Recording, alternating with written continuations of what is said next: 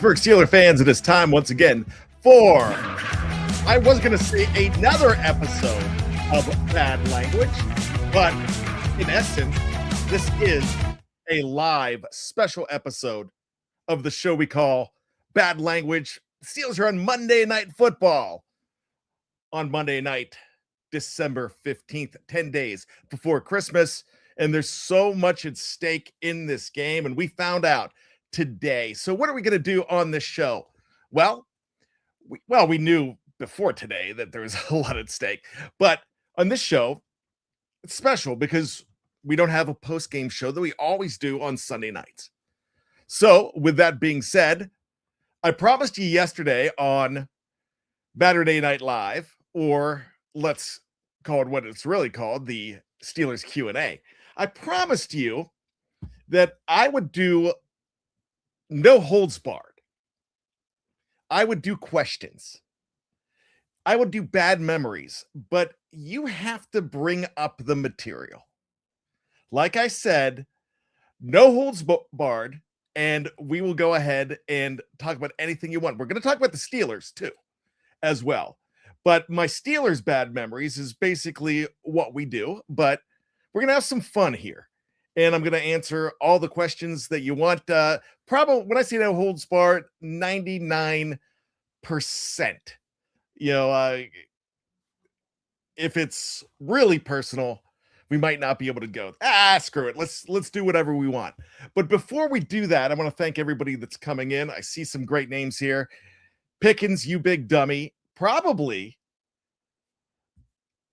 one of the guys that has probably followed me the longest. And it's Ken McNair. Ken from Jersey. Saying, Bad, what's up, brother? It's so great to see you, Ken, on the screen. It's been a long time. And he asked a question. I will get to that in a moment. But actually, oh gosh, somebody wants the Nick Saban story. That's great. And all of these stories are probably a little bit bizarre.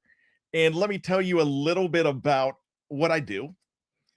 I am just a regular guy, a regular Steelers fan.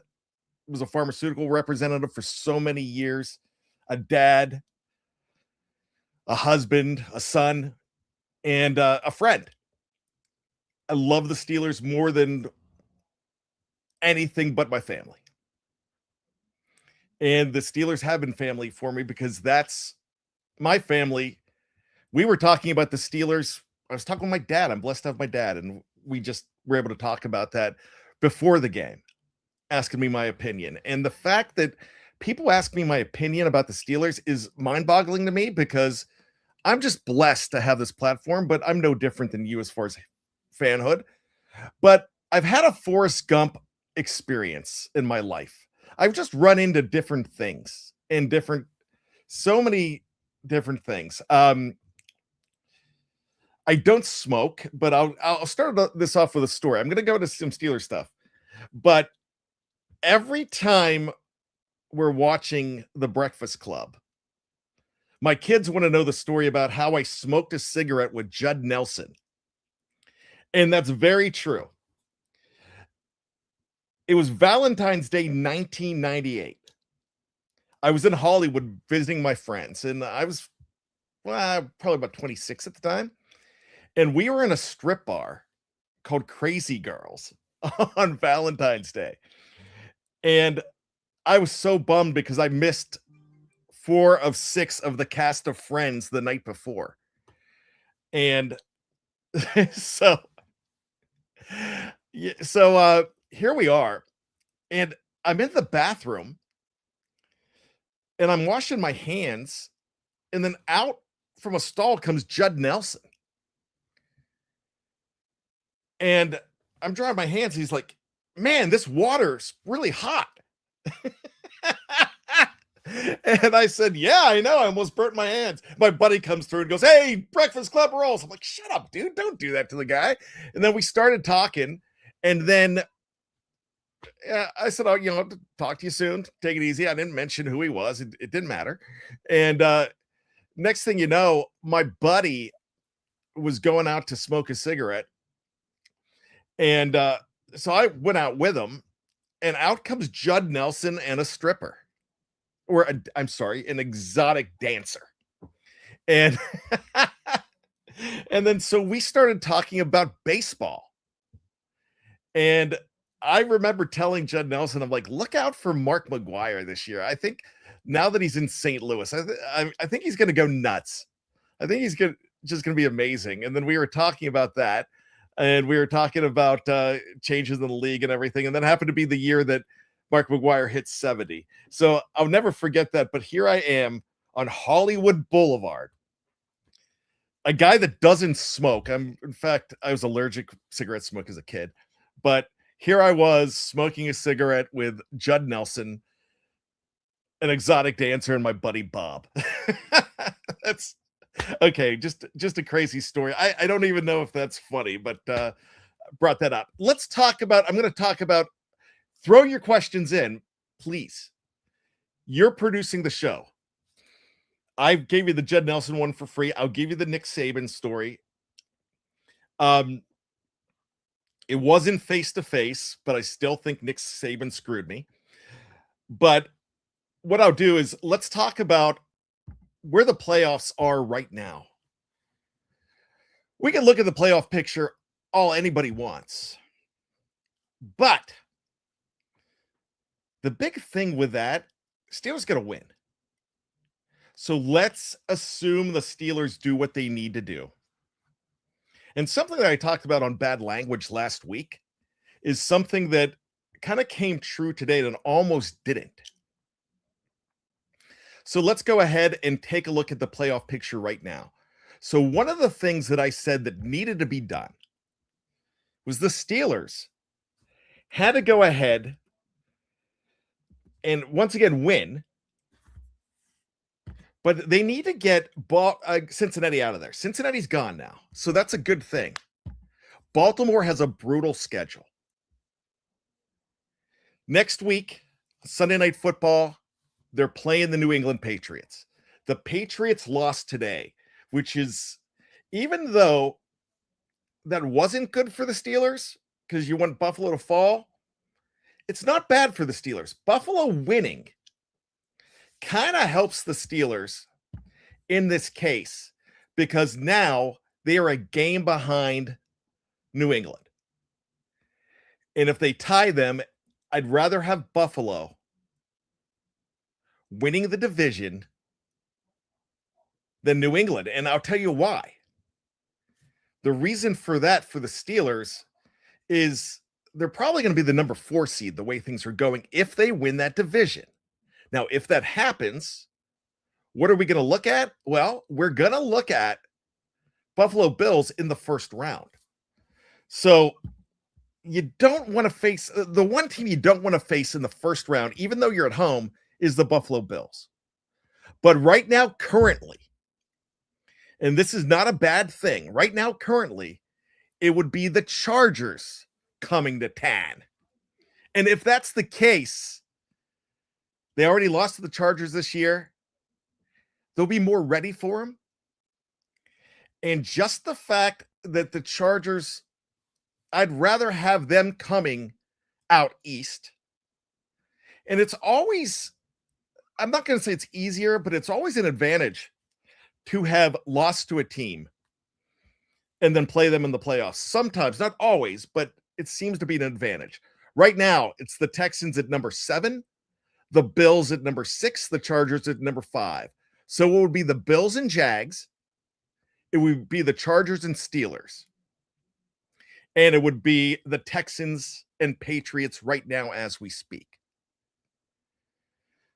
But it's really nice to see the Chargers right there. I would also take the Patriots over the Bills. So that's why I would want the Bills to go ahead and win the division right now. If the Steelers lose, they still have a 45% playoff probability. Currently, they're at 54%. If they win against Miami, it's 61%. So that's kind of what needs to happen. Mr. Woodside, by the way, Mr. Woodside, I've always wondered, I've seen your name before there. I've always wondered what that meant. But he says, keep us away from the Texans. I like that. They're dangerous. They really are dangerous. So that's something to go ahead and look at there. Start up with your questions. Let's see what we got. My boy Kenny McNair. Love this guy. Tangent question. How do you feel about John Cena's last match? All right. They were yelling, you blanked up to Triple H when he came out. No. Brilliant. I know everybody wanted to see John Cena win. But here's the thing about that. You pass the torch. You want to see your NFL quarterback in his last game win. But The Undertaker did it to Roman Reigns. Ric Flair did it, Shawn Michaels, even though the torch didn't need to be passed. This always happens when you take off your gear and leave it in the middle of the ring. When Cena goes out and does the salute, thank you for letting me serve you all these years. That was just great. Cena has a 5-year contract with the WWE to be an ambassador. So that's even better. He didn't have to win going out. He had to give the fans thanks, and it was an amazing job. So it also is a good thing because it also sets up Gunther as more of a heel. And I really believe LA Knight, which he's in my home city. He's from my home city. He's not from LA. He's from Maryland. My daughter went to the same high school, goes to the same high school that he went to. And I really think they were going to go ahead and they wanted to have him in the tournament, but I think they've got big things coming up for him at WrestleMania. So the guy who beat John Cena was going to be a guy with a target on his back from the fans. So they did that absolutely right. Good job there. Let's go ahead and get back. Biggie Bronco. You know what? I've never seen Biggie Bronco's face. It's now on his avatar. Man, you've been a fan, not a fan, you've been a follower of ours for a long time as a Bronco fan. Love having you in here. Busted up the Green Bay Packers. Wow, that was a tough game, but it shows that they could be very, very good. Right now, they're the number 1 seed. How about them? I love it. All right. Brent Howe, I love it. This isn't a juicy story. It's really not. But I can't believe you remember the Nick Saban story. And I never told the story. I just always said that I felt that he screwed me. And here's what happened with Nick Saban. I was working at Enterprise Rent-A-Car. It was about 5 before 6, and we were all leaving. And then my manager, I was the manager, but our regional manager was there. And he said, oh my gosh, LSU just called. And Nick Saban's coming in to West Virginia for a funeral. And he needs a car. And they put in for a mid-sized car. And I said, and we had just got a shipment from Ford. So we had this beautiful Ford Explorer, 7 miles on it. And we filled it up with gas. We did whatever. We took all this time to get it ready. So I stayed about 2 hours extra. I sent it up to the airport. I had to pay people to take it up to the airport, have it ready. I said, have the contract ready, have everything ready. So all Nick has to do when he gets off the plane, and this is a small airport in West Virginia. When Coach gets off the plane, just go ahead and give him the keys, get him on his way. What happened, though, was he got off the plane, and we were only going to charge him for a mid-sized vehicle. We weren't upselling him. We weren't doing anything. We were just wanted to let him do his family business. And he comes by and they said, all right, we have your car ready for you. And we said, we have a Ford Explorer for you. It's brand new, and we're not charging you any extra. He looks at him and goes, nope, I'm going to go over here. So he waited a half hour to get a lesser car. He ended up getting an SUV anyways. But he was just a total jerk to my staff, and he was rude to them.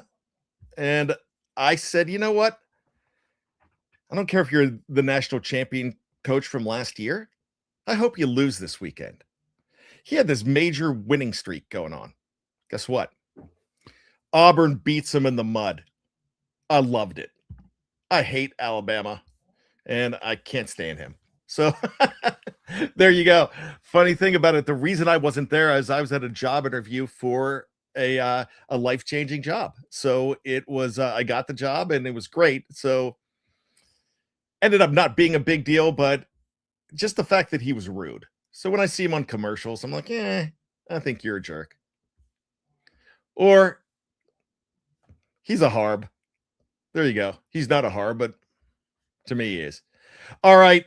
I know that wasn't that exciting. So go ahead. I'll save a big one for the end.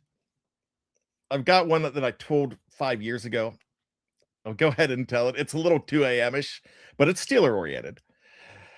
Kenneth McNair, what do you remember about the Monday Night Monsoon game against the Dolphins with a young Big Ben? Okay, so let's go back to 2007. It was Ben Roethlisberger's, it was Mike Tomlin's first year. So I think year number 4 for Ben. 4, 5, 6, 7. Yeah, year number 4. And that monsoon comes, and it was horrible. Punts were just sticking in the mud. And the Steelers, it was 0-0 till the very end, and the Steelers got a Jeff Reed field goal. But it was some of the worst football I've ever seen. That was a Monday Night Football game, too. And the funny thing about that is, gosh, I got to put this aside. I'm sorry. I've got a new monitor for my arm, and it's going off. So that's what that is. Remember, it's no holds barred. Now, when I can't find my phone later, let everybody know. Somebody remind me that it's in my desk. All right. So that game, it was a horrible game. But the Steelers over the years, weather-wise, on night games, well, not just night games. 1989, you had a monsoon game. That's the one where Mike Mularkey slid about 15 yards, and they beat the Dolphins. That was a lot of fun. That was 1989. Well, of course, 2004, Ben's rookie year was a monsoon game because it was during a hurricane. They had to move it to 8 o'clock at night on a Sunday. And then, of course, you had 2013, the 5 lateral game where the Steelers should have won. And the Dolphins beat them in a blizzard on a Sunday afternoon. So I know that, look, I don't want to go ahead and say that this is an absolute win for the Steelers because Tua Tagovailoa, I can never say it. Tua Tagovailoa. There you go. My tongue was tongue-tied. So, or Tua-tied. But anyways, I know you don't want to go ahead and assume that since he's never lost 40 below, man, it's going to be awfully tough if the defense can find a way to bring it. Not having TJ Watt there hurts, but you still have some very good players on that defense that could need to hit them hard.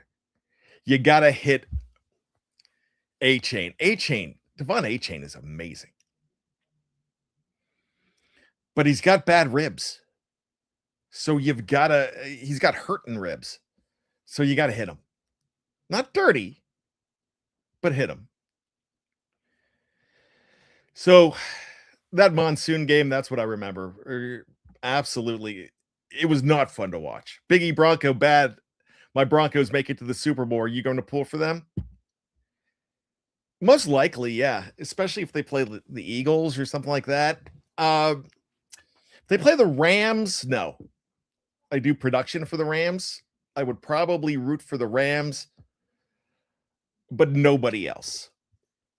There's nobody else that I would root for I'd probably root for the Broncos. I actually like the Broncos. Don't have a problem with them. One of my good friends, John Rice, who I do shows with, big Broncos fan as well. Kyle Thickums, man, my pride still hurt with Trevor Lawrence on the bench because he started Kenny Pickett. He's out of the fantasy league playoffs. Man, that stinks. My son started Phillip Rivers. I was like, what are you doing? But it seems like the way Kenny Pickett was throwing the ball last week, I get it. But my gosh, I do some production for the Jaguars here on the network, and I've been following them, and I really like that team. I don't know, they're not a Super Bowl team this year, but I want Liam Cohen to be coach of the year. I think he's fabulous. I think it's going to be Vrabel, but Liam Cohen is great. Who do I predict to have a better game, Warren or Gainwell? I'm going to go ahead. This is tough because I think tomorrow might be a grinded out game because of the weather, and you might go to Warren more. But Gainwell, with his pass catching ability, they trust and love him. But I'm going to go with Warren tomorrow, and that's really a tough one. If you had to give percentage, what percentage they make it in? Okay. Once again, I didn't do Baltimore's schedule, but I have it on the top of my head here. I didn't finish the schedule. I started talking about New England. Then you have at Green Bay, a night game. Then you have at Pittsburgh. So I think right now the percentage that they make it in, contingent on winning tomorrow night. If they win tomorrow night, I'm going to give them an 80% chance to get into the playoffs. I'm also going to say that I don't think that the Detroit game is, I know they've got a tough offense. They've got a great offense, but I think they could be gotten to. Ken McNair, what do you think about all these ACL tears today? Hope it's not contagious. Ken, I need you to elaborate. I know of course, I was watching Mahomes, and you could tell right away that he went down. Who else? Because I know with Devontae Adams, it was a hamstring injury. And there was worries about Puka. But I don't know. Who am I missing? Let's go ahead to the Google machine. We've got Mahomes. That's all I'm seeing. And I don't know of any other today. Oh, Micah. I forgot about Micah Parsons. It's a fear. I don't know if that's I don't know if Micah is definitely a tear unless they came out, and I don't know if they have. But if they went ahead and already said that's what's going on, then wow, I hope not. I hope Micah didn't go down. Not the biggest fan of him for what he said about TJ Watt, but you never want anybody to get hurt. I don't want anybody ever to get hurt. Not even Myles Garrett. I don't root anybody to get hurt. I was watching the Ravens game today, and the announcer said the Ravens control their own destiny. How? Well, basically, yeah, they do in a way. And the way they do is that means they've got to win out and beat Pittsburgh. And they would win the tiebreaker probably if they go ahead and beat Pittsburgh. So, but they're not going to win out. I don't want to say that. It's going to be tough for them to go ahead and win out. So let's John S. Love John S. It would be tied in head-to-head, tied in division, and then they'd own common games record since they have beaten Green Bay and Chicago. So thank you for helping out there. Oh, my buddy. He just says hi, bad. Nap. Nap, you going to the game tomorrow night? My nephew's going to the game tomorrow night. He's crazy. I don't want to be there. I've sat with Nap at a couple of games. That's my boy. Love that guy. Hometown boy for me too. It's here you go. Simple question. Not a simple question, John S. Who is your all-time favorite Steelers player? Man, this is so hard for me. I don't have one. I have a favorite song. I've got a favorite movie. I don't have a favorite Steeler because they all mean so much to me. I can't say that I love Franco more than I love Lambert. I can't say Ham's a hometown guy. Loved Webster. Loved Ben. Bettis. You know, I mean, there's so many. But I will give you, I'm going to go a little bit different because I just can't, it's so hard for me to say that, but I have guys that are lesser known, not huge players. Guys like John L. Williams, just loved. Not my favorite of all time. It's a cop-out. I'm not trying to give you, that is a horrible question for me because I don't have the answer. But yeah, Hines Ward, the forward say Hines Ward. I get it. There's so many I love though. Yes, Pickens, you big dummy. Not only have I seen Barry Foster play in person, I saw him play in 1992. I was on the sidelines, and this is actually a fun bad memory story. It was Yancey Thigpen, who is one of my favorites. I love Yancey Thigpen. But I was on the sidelines, and I was working for Fox 8 in Johnstown, Pennsylvania. It was also ABC 23 out of Altoona, and I was their audio guy. And I became friends with the sports anchor. He was a gentleman named John Durr. Great guy. Haven't talked to John Durr in about 25 years or so. Probably more than that, almost 30 years. And he said, Bryan, if you want to take the camera, get you the sideline pass. And you know what? Behind me somewhere on that wall is my sideline pass from Fox 8. This isn't really professional as I'm looking at my memorabilia. I can't find it, but it's up there. So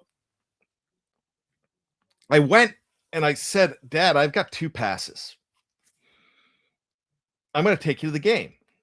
He's like, all right, that's awesome. So we go ahead, get there early. We park in the immediate parking at Three River Stadium. We go in and no clue. I had no clue that they had this full buffet for the reporters and the media.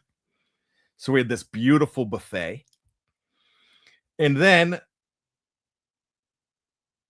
only one was able to go on the sidelines and one goes in the press box.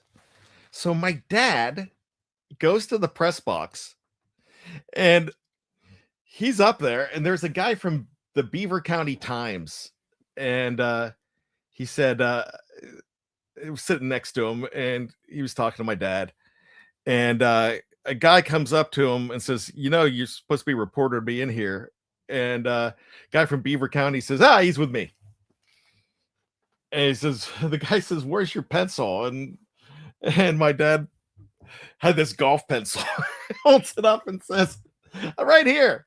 And he started taking notes for me. Then at the end of the first quarter, they brought this entire media sheet for my dad. And he's like, all right, I'm going to sit back. Here they are bringing him hot dogs and all this food at halftime. And then I got a boxed lunch in the visitors' locker room of Three River Stadium. But the funny story, and I had him on the show about 2 years ago, and we talked about it. Dwight Stone catches a pass, gets pushed out of bounds, And here I am with a camera, and I'm wearing my fraternity jacket from the University of Pittsburgh at Johnstown. And I knew, just like every week, we're all watching the games together. And I'm thinking, I was talking about being in a car accident the other day on a show with Kevin Smith. And it's a car accident that happened 20 years ago where I rolled my vehicle, rolled it into a bank on 68 through Maryland. It was, and everything went in slow motion. Why am I bringing that up? Because I saw Dwight Stone coming at me, and everything went in slow motion. And I found the clip of it. You can see my jacket a little bit. You can see my legs. And I ran like a scared little girl. I'm thinking in my head, okay, get the shot, or run away. And I ran away. It was Dwight Stone. The guy goes 180. I should have taken the hit. But I didn't want the ridicule from everybody at the fraternity house. To this day, I wish that I would have absorbed the hit. I would have felt more like a man. But he said to me when I interviewed him, he said, Bryan, first of all, I met Dwight. Such a lovely guy. Here's a guy that went on to be a police officer in Charlotte for 20 years after he retired.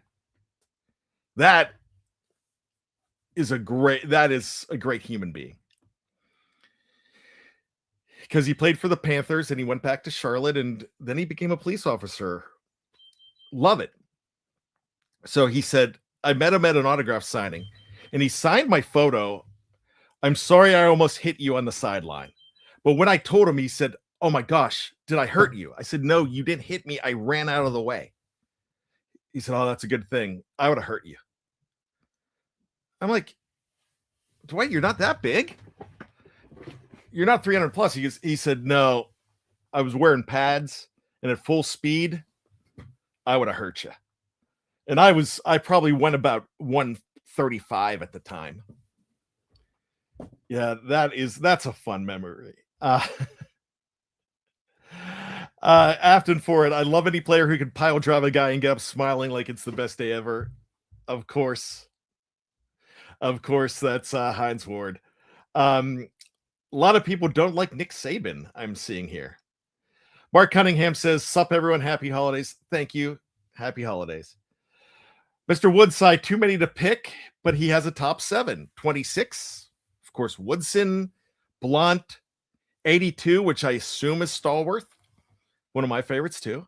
58, 43, Lambert, Palomalu, Hines, Lloyd, unless you're a Chris Wormley guy. But let me throw in one guy. I love Greg Lloyd too. But let me throw in number 68. First Steeler I ever met.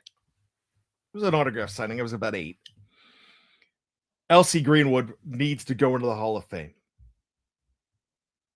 All I got to say, needs to go in. I need him to go in.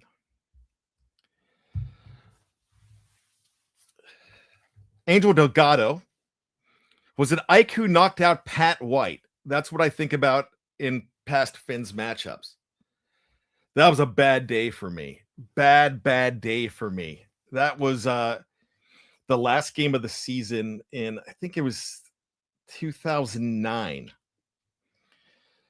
I woke up in the middle of the night with a kidney stone attack, and I was visiting my parents in Johnstown. And so I had to go to my dad took me to the hospital, and my daughter was really young. And I also had a scratched cornea because Connor, who's 18 now, he was a baby. I was changing him, and I said, how was your first Christmas? Did you enjoy it? And he was waving his hands and hit me in the eye and scratched my cornea. So I had a hard time watching that game. I was really drugged up. Because if you had a kidney stone, I've had almost 15 now at this point. I think the count is 14, 13 or 14, but I've kind of lost track. I don't remember too much of that game. For some reason, it's either Ike or Ferrier. If somebody could help me out on that, please. Mark's saying Ike got him good, so I guess it's Ike. I thought Ferrier was involved in that as well, but like I said, I was out of it. Let's go ahead and take a break. I've been yapping a long time. We're going to take a quick break. We will be back right after this for the second half of Bad Language Live. Welcome back to the Steel Curtain Network. My name is Bryan Anthony Davis. This is Bad Language Live. We are having a good time here tonight, and I said no holds barred. I'll have a fun one at the end, a really fun one. I told my son this the other day. He's 18, so I can tell him some bad language stories or 2 a.m. stories. But we'll save that for the end. Patrick Mahomes asked Big E Bronco, what do you think about Patrick Mahomes? Might be out all next season with a torn ACL and an MCL. Now, I saw the confirmation that it's an ACL. If the MCL's in there, I don't care who you are. He's a Superman. Look, I have the most respect in the world for Patrick Mahomes. I really do. But yes, it's a definite ACL. But if there's an MCL in there too, just the ACL alone, I'm going to say that he's likely to, if anything, the earliest you're going to see the guy would be November. December. I don't think you see him in 2026. But he's got the fortitude. You never know. He's not afraid to do the work. So I'm not a doctor. I play one on podcast, sure. But yeah. Brian Brown says, Big E, bring on the Broncos. The Steelers will play him. Yep. But I was there, Big E. I was there, Brian Brown, when the Steelers played them in the AFC Championship game. That's why I don't go to AFC Championship games. I'm 0-3 live at AFC Championship games. I will not go. Is it harder to protect the football when it's cold? Asked Afton. As long as it's not wet, it's not as hard. But think about this. You feel hits, especially on bare arms and bones, and you're going to be more likely to release sometimes if you're hit hard. So, yeah, it's going to be harder to protect, but it's easier to protect it when it's cold and dry than cold and wet. Will Warren be out there third and short this week? I think he should be, but I don't know. I don't know what. Man, they confuse me on formations. Don't know. That Baltimore-Green Bay game just got a lot easier for Baltimore with the Parsons injury. Yeah. And if that is official, that it's an ACL, then, oh, that's bad.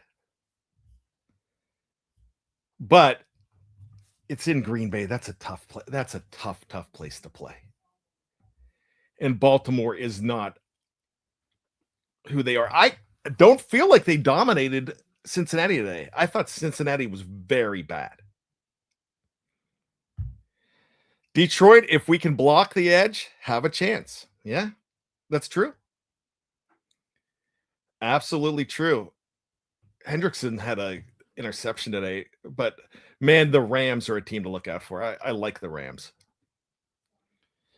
Mason has a better mustache than Minshew. Oh, Brian Brown, I don't know about that. Minshew's got the Joe Dirt. He's got the my name is Earl dirtbag Jake Plummer look. I don't know. I do not know. Okay, so it's coming across Micah getting the MRI tomorrow. As you can see that I am behind. Not 100% sure about the Green Bay Packers number one wide receiver. Either he went out with a new issue. Yeah, that's true. Christian Watson was very good. He has a shoulder injury. Knapp is giving me an extra ticket if I want to come to the game. I'd love to go, but I think it is so cold. I don't think I can do it. Plus, I'm working here, but I appreciate the offer. I don't think my old bones can handle it tomorrow night. But I'll get back to you. Call me. Okay, so Watson, a CT for a chest shoulder injury. That guy's the hard luck kid, man. I think Christian Watson is absolutely a fantastic player. I wanted the Steelers to draft him. He gets injured a lot. But I don't believe in being injury prone. Because I think you're injured based on how you land in the hits. I don't think he's poorly conditioned. I think he's hard luck. I'd love to have him back. Rob Thitoff? Are we still playing with fool's gold with this team? Yes. Absolutely, we are playing with fool's gold. We are, but we got to. When I look at the other teams in the AFC alone, I don't think they're better than a lot of these teams. I think look, Jacksonville's dangerous. I'd like to get LA again. I'd like to get a shot at them. I don't think they're better than Buffalo. They beat New England, but I can't believe they're the last team to beat them before Buffalo.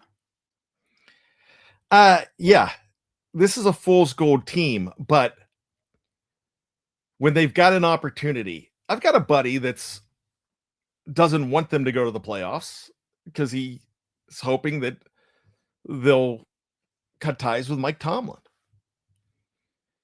I'm a Dumb and Dumber guy. So you're saying we've got a chance. Yeah.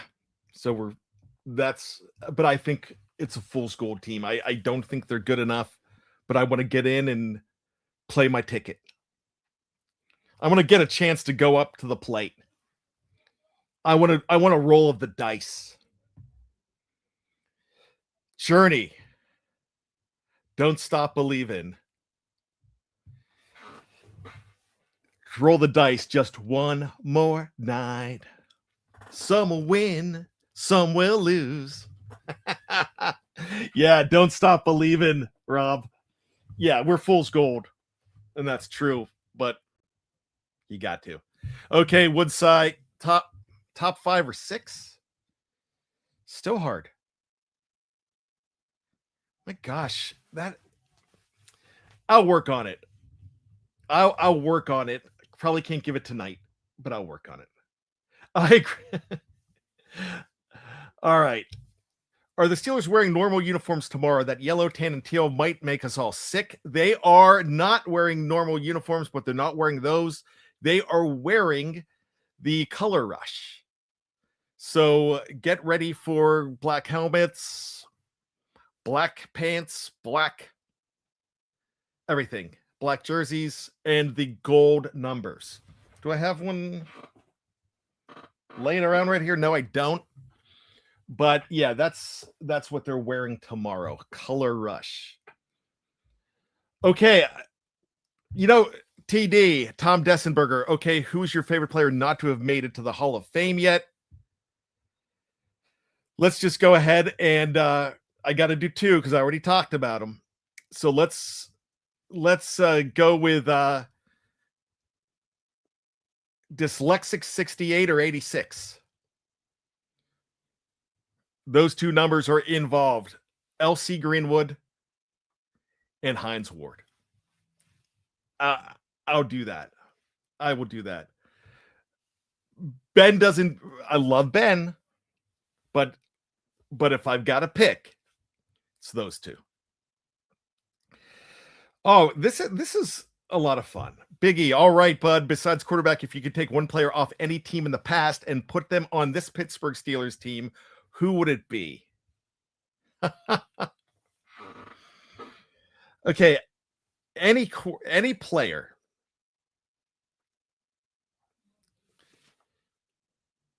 Wow. Who would I want? I would probably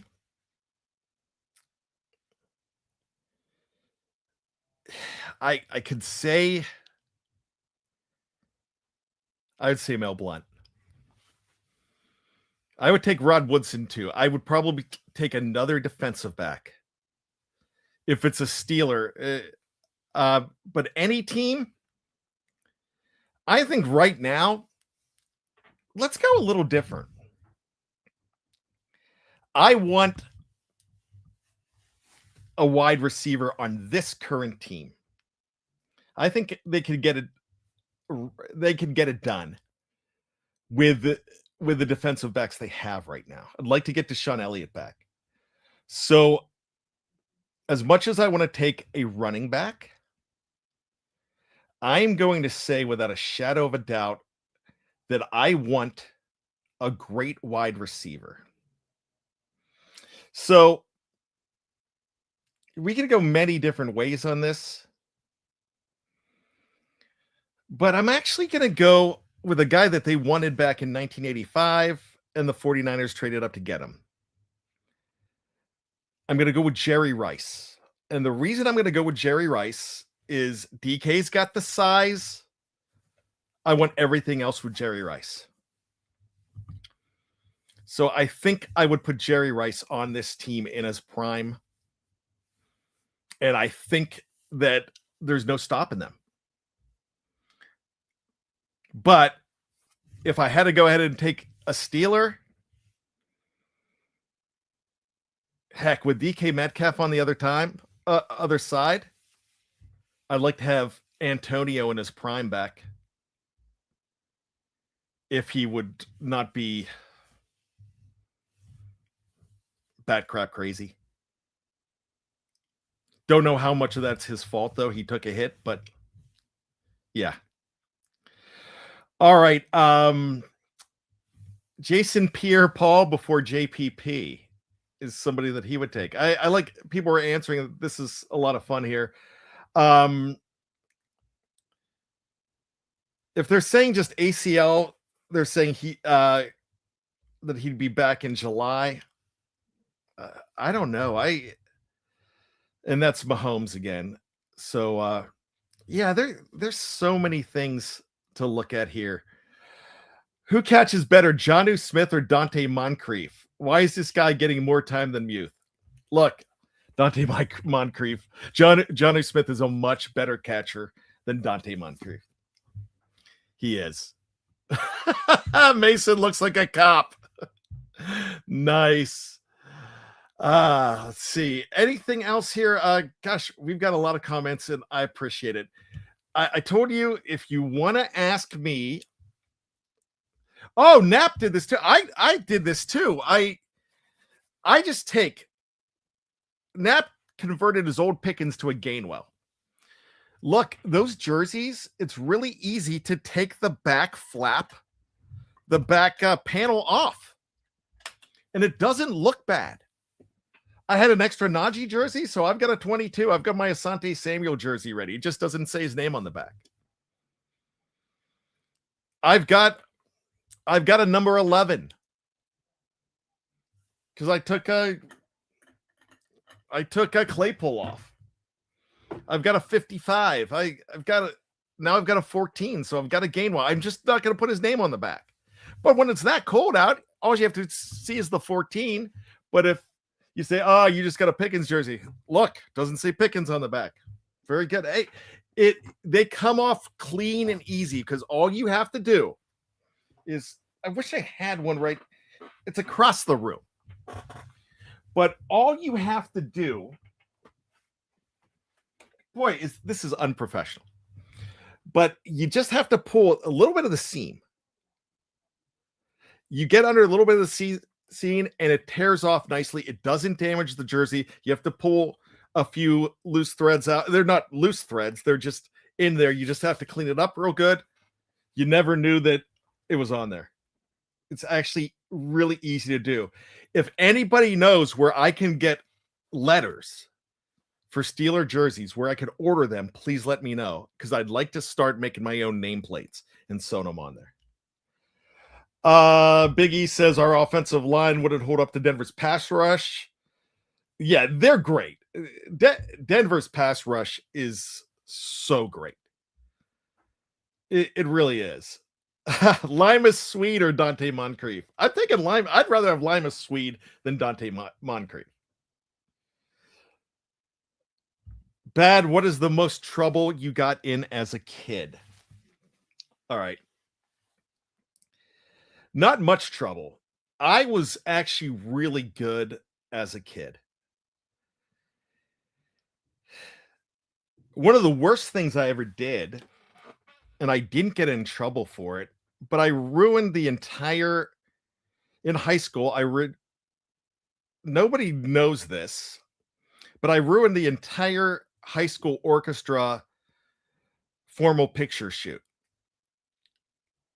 because I went behind the stage and I did the Jack Nicholson from The Shining, and it was a buddy did it with me too.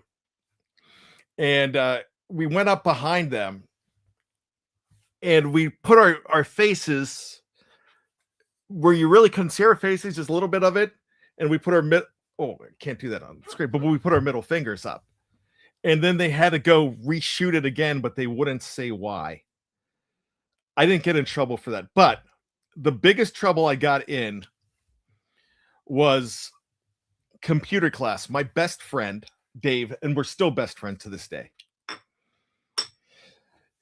He actually works for a major CBS television show that's been on the air. I'm not going to say what it is, but it's been on the air for almost 50 seasons. Let's just put it that way. So this was innocent. We would screw around in our computer class, and they had the floppy disk back then. And we would just get our buddies' discs and we would type in, so it would come on the screen. It would type in something just childish. I did your mom, or something like that, or your blank, and it would come across the screen when they turned on their computer, and it would come like 50 times. And so we thought we were funny. So we broke off into, we would have a little bit of class and we'd break off into our computer time, and my best friend and I would sit next to each other. His name's Dave, and we so this is 1987. We were juniors in high school, and I went to get the discs, and he goes, "Hey, get Greg's too." And then so I wanted, and then the teacher's really nice blonde woman, she comes across and she's like, "I knew it was you. I knew it was both of you. Both of you down to the principal right now. You're in big trouble." And we're like, "Oh my gosh." So we go down to the principal. We're like, "Oh, we're in a lot of trouble." Here, this one pervert that everybody kind of picked on. Now I feel bad. The people, I never picked on anybody, but a lot of people picked on this guy. He was sexually harassing a girl on her disc. He wasn't in our class. He was in the other class. And he was putting some really awful things on there, what he wanted to do. And we got framed for it. So we're in the principal, and luckily the principal wasn't there that day, and it was a nice principal, and they were threatening us with sending us to the FBI and all of this. And I know my buddy, who was always quick on his feet, he was nervous because he was getting ready to go to his first Steeler game that weekend with this girl that he was dating, and he happened to be the football coach. And he was getting ready to go to the game, and he didn't want, I mean, he was like, oh, what's going to happen if he finds out? Because we weren't football players. So I talked our way out of it. And then the other person, somebody else turned the other person in. But I said, look, you could call my parents and everything. That's fine. But look, we would not do that. We're just doing this because it's funny to say to our friends, but to mess with our friends. But I remember to this day saying to the principal, that goes beyond the limits of good taste. He said, all right, I'm going to let you guys go. We come in Monday. This is a Friday. We come in Monday. The teacher apologized to us. They got the right guy. She goes, I didn't think it was you guys after all. I'm like, you just thought it was us. Yeah, that my parents never to this day, they're probably watching the show. This is probably the first time that they found out about that. John S. or John's. I want to call him John S. John's. Do you still like Arby's? My first time ever commenting in a live chat was me asking you what your Arby's order was, since you talked about it sometimes. I used to talk about Arby's a lot. I really like Arby's. It's actually not my all-time favorite, but you know, a good B and C, a good beef and cheddar is good with Arby's sauce. Man, that's really good stuff. Let me check the statute of limitations on ruining high school orchestra picture shoots. Yeah, that happened in 1989. Brian Brown, I gave a pack of batteries for Christmas and wrote gift sold separately on it. That is the funniest thing I've heard in a long time. I gotta bring that up. All right, that's great. Biggie Bronco, I just take all my old jerseys that players don't play no more for the Broncos, and I have a lady that makes a quote out of it. That's actually really cool. I like that. All right, it's time to get on out of here. So I promised you a crazy 2 a.m. story. If you want the 2 a.m. story, I need 5 separate thumbs up, and I'll go ahead and give my best 2 a.m. story. Not suitable for work, probably, but there will be no language in it. So, all right, Kathy's at all ears. I'm getting some. I got 2 thumbs up. Can I get 3 more? Oh, Dallas just got stopped on 4th down. John wants it. I guess. All right. Oh, Brian Brown just gave me 5. All right. I don't know if this is a great story. I've told this before, but I used to do community theater when I was living in West Virginia because there's really nothing to do. I went to West Virginia to get a job when I was fired in Johnstown radio. And it wasn't fired for doing anything wrong. I was fired just because we were second place in the ratings. It was during Garth. I once told on a job interview that I lost my last job because of Garth Brooks, because country was just huge and we fell to number 2 and we were the morning show guys.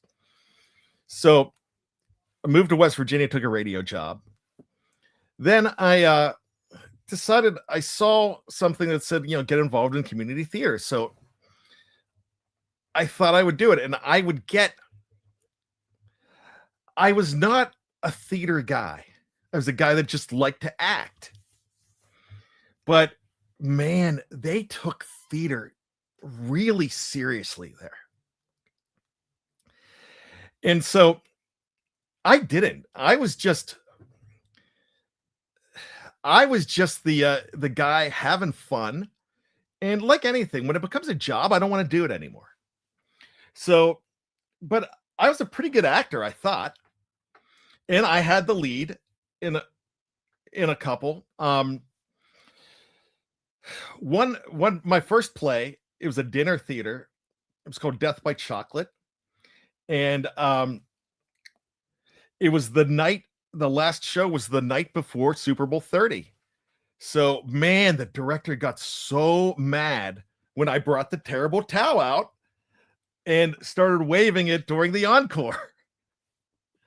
Man, he was ticked off at me. He's like, "Don't ever do that again." I'm like, "Well, it's the last show." So, but this guy, he was a good guy. He was also an actor, but he took it so seriously. And I there's a couple things that happened, and but we were doing Of Mice and Men, and that's a very that's a very serious play, and I played Curly. Curly was the villain, and Curly always had Vaseline for he was a dirty guy. And I thought my character, they always say you'll build your character, and I was thin I was really thin back then. I'm not as huge as I am now.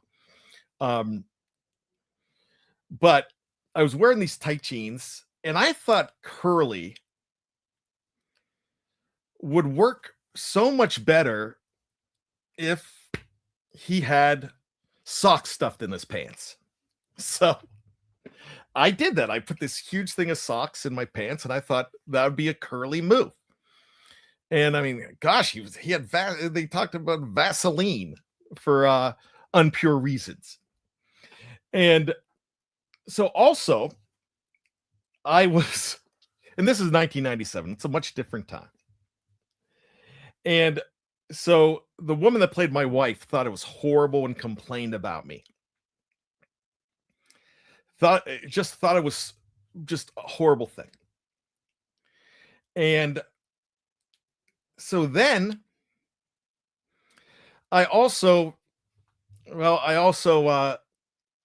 was hitting on the stage manager, and she was sitting in my lap backstage, and I missed a cue and kind of screwed things up. they that was a whole different time. But anyways, so I was backstage at the performance, and I was wearing a t-shirt, and if you're from Johnstown, you would know this establishment.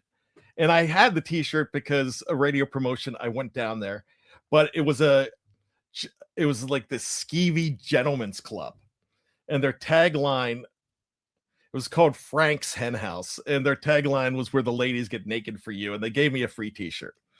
And so I would just wear it every once in a while, and everybody went crazy that I was wearing this t-shirt. So they called me up, and they said, okay, this was Elkins, West Virginia, where I was. And Nat knows Frank's. So anyways, you probably can't go too long. But anyways, they wanted me to come in early before a performance, which just happened to be right before Thanksgiving of 1997. And the Steelers were very good back then. And they went to the AFC Championship game that year. But they were playing out west, and it went into overtime. And Jerome Bettis wanted it overtime. And so this was right around the same time that they called the meeting for their intervention meeting with me and everything. And so I'm like, gosh, the Steelers this is overtime. They've got to beat the Cardinals. I got to see what happens. I'm not going to just go and get yelled at. So it's Steelers over Community Theater. So I sat and watched the Steeler game. And so I'm watching the game, and I'm like, they're calling my house. Where are you? Where are you? You're going to miss the meeting. Then we have the performance. And I'm like, I'll be there when the Steeler game's over. So they were angry about that. So I go in, they're waiting for me in the meeting. And they're saying, Bryan, we think it's in very bad taste that you're wearing that t-shirt. And I'm like, because there's kids backstage and everything, and we think we think you need to apologize and you have to change your ways. And I said, you realize, and this was a much different time.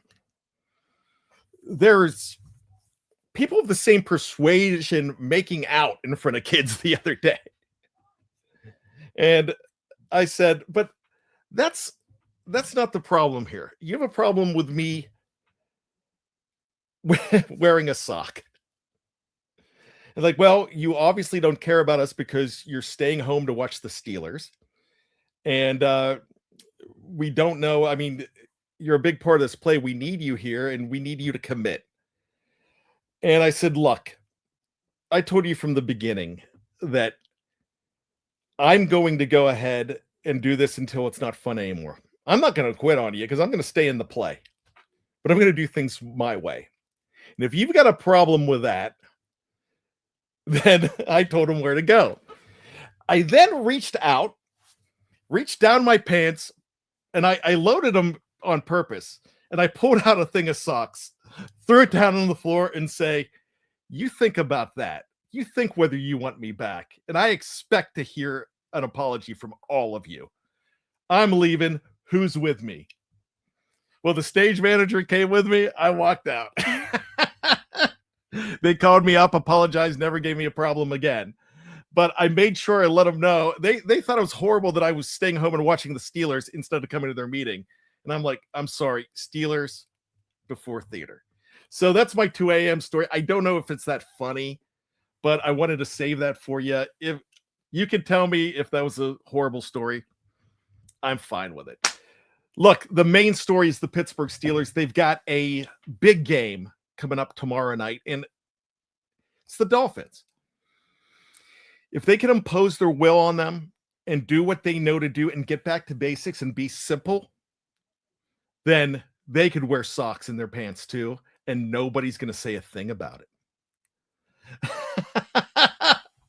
Mr. Woodside thinks the sock might have been a step far. He was 26. Yeah, people were worried when I reached my pants. Thomas JP, that's funny. Yeah, so yeah, I was a little more ornery back then. I don't think I would act like that now. I'm just a guy that wears a Macho Man t-shirt. All right, it's time for me to get on out of here. Make sure you check out our schedule tomorrow. Of course, we've got Let's Ride coming up at 4 a.m. We've got so much going on. It is it's going to be a fantastic 3 or 4 weeks leading up to the end. The Dolphins coach, I just found out, has been through a lot in his life. Yeah, he's I would take him though. I would definitely take him. I hope you like my story. If you don't, I'll apologize. I'm not leaving until I get an endorsement though from either Afton or Kathy. If they tell me that my story is okay, then I'll feel better and I'll sleep well tonight. But so Afton and Kathy, I have to hear from you there. If I offended you, you can tell me too. With that being said, Kathy says she loved the story. Thanks so much. Look, it's time to get on out of here, but I got to tell you this. We at Steel Curtain Network are just fans. But we're good at what we do. There's a lot better than what I do. But one thing that I think we do better than anybody is connect to our audience. We don't think we're better than you. We don't think we know more than you. We just think that we have a slant that is interesting and love to share it with you. But we can't do these shows without you. I met a guy like Knapp through this network, and I've gone to games with him a few times. I would meet each and every one of you. Claude, a guy who comes in a lot, I ran into him at a restaurant at Alito's Pizza 4 years ago, and he's been my friend ever since. You guys are so special to us. We would be nothing, and we wouldn't get views and listens if it wasn't for all of you. And I'm just a guy that just told dumb stories about how he got in trouble and almost got reported to the FBI. I'm a guy with a sock in his pants. But for some reason, all of you make me feel like a big deal, and I'm not. But you make me absolutely smile, and you make me proud to be a Steelers fan. Win or lose, we're always in this together, and you guys are always here. And God bless it, I love all of you. It's time for me to get on out of here. My name is Bryan Anthony Davis. This is the Steel Curtain Network. This has been a live version of Bad Language. And as always, if you don't know this show, Bad Language is an audio-only show. So make sure you check it out and check out our other audio shows. But the way we always leave Bad Language is with one phrase. My name is Bryan Anthony Davis, and I ain't apologizing for nothing.